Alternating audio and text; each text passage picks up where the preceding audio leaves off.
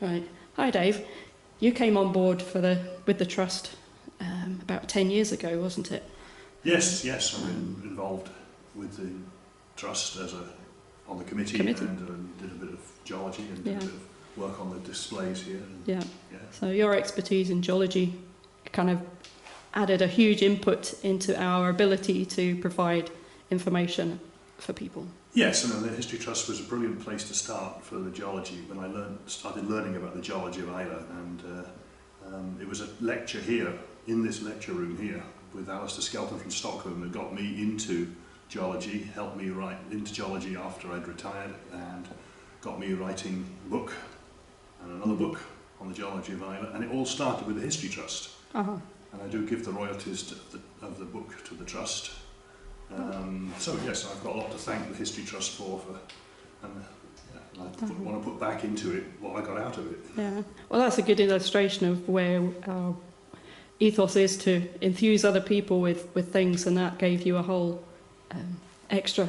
Yes, and the geologists that had worked on Islay before had done work at the centre, that it was in the 80s and the early 90s, and so the displays needed a refresh, so I was quite happy to do that. It now needs another refresh, but that's the project for the next wee while, is to sort of look at the displays.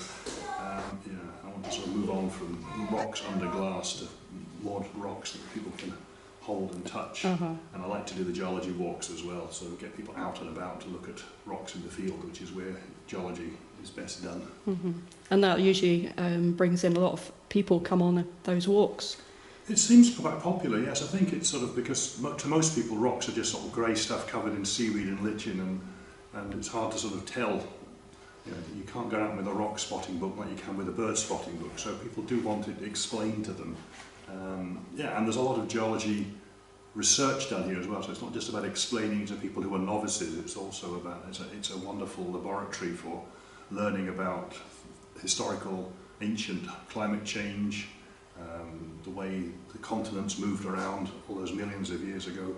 So there's, it's a wonderful outside laboratory too here, and a lot of current research and top-notch research is being done on Islay, and has been done in the past too.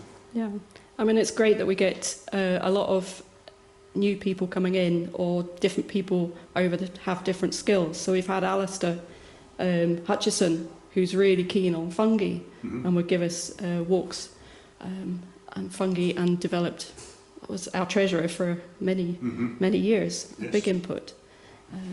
Yes, and it's a very valuable place to do these sorts of things, and it's great that people bring their expertise, whether it's, as you say, seaweeds or fungi or birds or sea life.